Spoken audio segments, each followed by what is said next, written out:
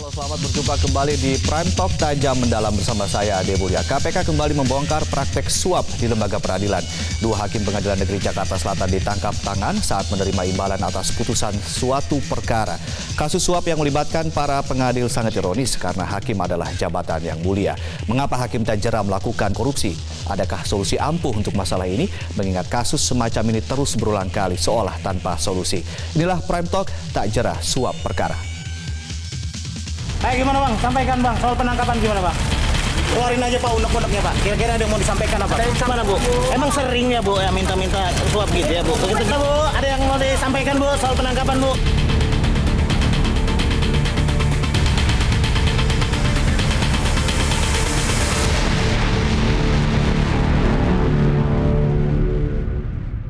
Lima orang tersangka dalam kasus dugaan penerimaan hadiah atau janji kepada Majelis Hakim Pengadilan Negeri Jakarta Selatan adalah Ketua Majelis Hakim Iswahyu Widodo, anggota Majelis Hakim Irwan, panitera pengganti Muhad Ramadan, pengacara Arif Fitriawan, dan pihak swasta dari PT CLM Martin P. Silitonga. Menurut Wakil Ketua KPK, Alexander Marwata, Iswahyu, Irwan, dan Ramadan diduga menerima uang sebesar $47.000 Singapura dari Martin melalui kuasa hukumnya Arif Fitriawan. Pemberian suap itu diduga berkaitan dengan perkara perdata tentang pembatalan perjanjian akuisisi PT CLM oleh PT APMR. Selama proses persidangan diindikasikan pihak penggugat melakukan komunikasi dengan MR, panitera pengganti di Pengadilan Negeri Jakarta Timur, sebagai pihak yang diduga sebagai perantara untuk majelis hakim yang menangani perkara di Pengadilan Negeri Jakarta Selatan. Diduga terjadi aliran dana sebagai berikut. Tanggal 22 November 2018 terjadi transaksi transfer dari MPS, seorang sumber dana, ke rekening Mandiri atas nama AF sebesar 500 juta. Tanggal 27 November 2018, AF melakukan penarikan sebesar total 500 juta di 3 kantor cabang Mandiri. Usai ditetapkan sebagai tersangka, 4 dari 5 tersangka resmi ditahan di rumah tahanan yang berbeda pada Kamis dini hari 29 November 2018. Keempat tersangka yang langsung ditahan itu yakni aparat peradilan Irwan, Ramadan, dan Iswahyu Widodo, serta pengacara Arif. Mereka memilih bungkam ketika diminta keterangan oleh wartawan. Sebelumnya, tersangka Martin sudah ditahan terlebih dahulu di Rutan Kejari, Jakarta Selatan. Operasi tangkap tangan yang dilakukan penyidik di KPK pada Selasa hingga Rabu lalu digelar di sejumlah lokasi di Jakarta Selatan. Dari operasi tangkap tangan ini, lembaga anti rasuah mengamankan 6 orang serta uang senilai $47.000 Singapura sebagai barang bukti dugaan suap kasus perdata di Pengadilan Negeri Jakarta Selatan. Tim Liputan Metro TV.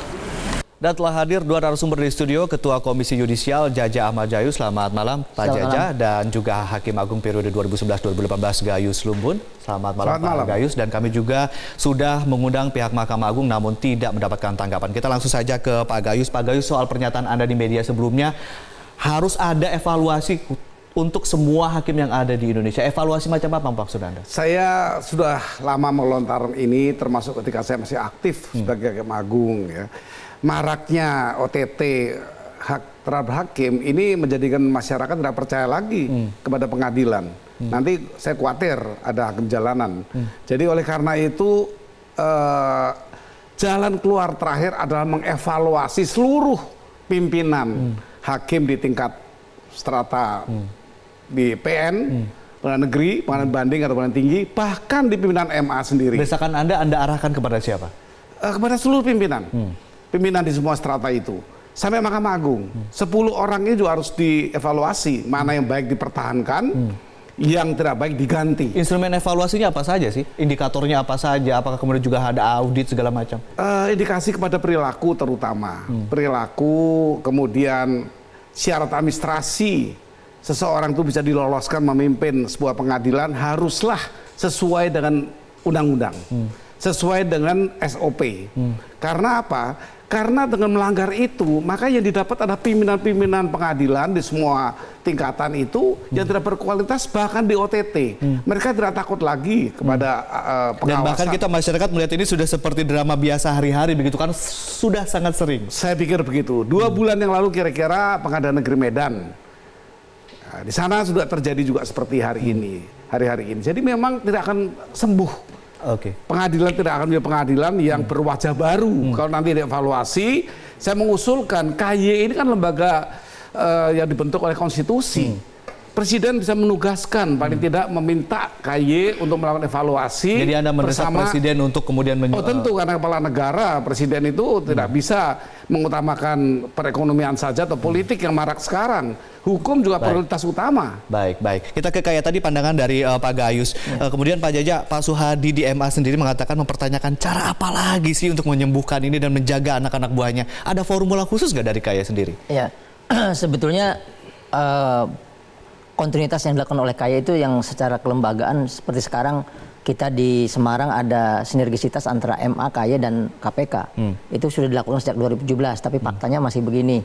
Kadang-kadang rekomendasi kita yang ada dalam tanda petik putusan yang unprofessional conduct itu seringkali tidak di follow up oleh Mahkamah Agung. Faktanya kan terjadi begini. Ini kan terjadi seolah-olah ingin mempengaruhi putusan gitu kan. Berdasarkan berbagai berita itu kan agar permohonan daripada penggugat itu dikabulkan begitu kan. Itu kan berarti mempengaruhi putusan. Nah, dari hasil temuan KY banyak putusan-putusan yang unprofesional itu memang itu teknis judisial tetapi kok dibiarkan begitu.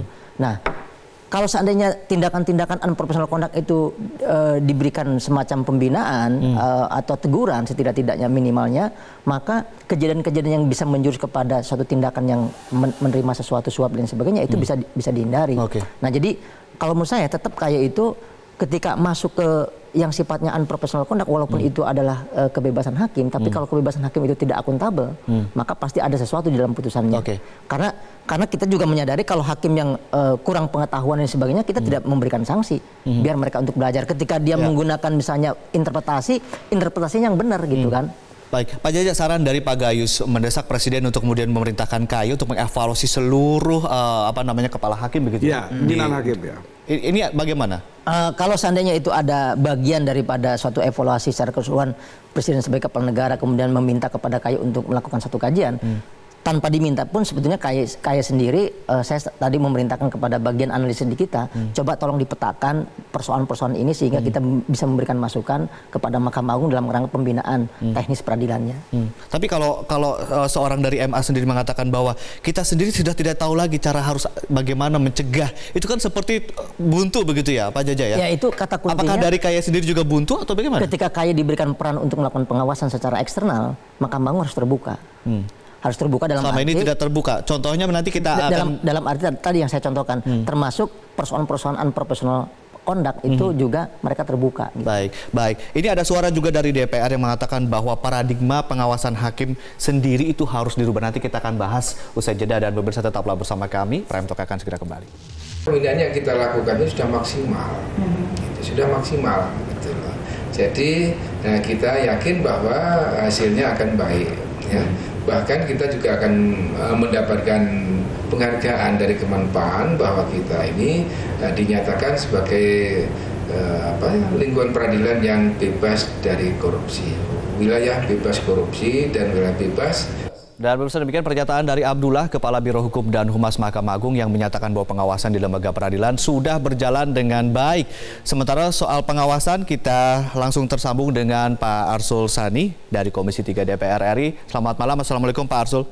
Waalaikumsalam warahmatullahi wabarakatuh. Pak Arsul, saya membaca statement Anda di media yang menyatakan bahwa ini soal paradigma pengawasannya sendiri harus dirubah. Ini maksudnya apa nih? Ya, kalau saya bicara paradigma pengawasan yang harus dirubah, karena kan sekarang ini kalau kita bicara soal pengawasan, ya, maka saya melihat dari sisi legislasinya itu baik pada level undang-undang maupun peraturan di bawahnya itu masih ambigu. Ya, ambigunya seperti apa? Ya, Mahkamah Agung punya kewenangan, KY punya kewenangan, namun kewenangannya KY itu terbatas karena produk akhirnya KY adalah rekomendasi. Yang apakah ditindaklanjuti atau tidak itu tergantung dari Mahkamah Agung itu sendiri. Nah, ke depan lewat RUU Jabatan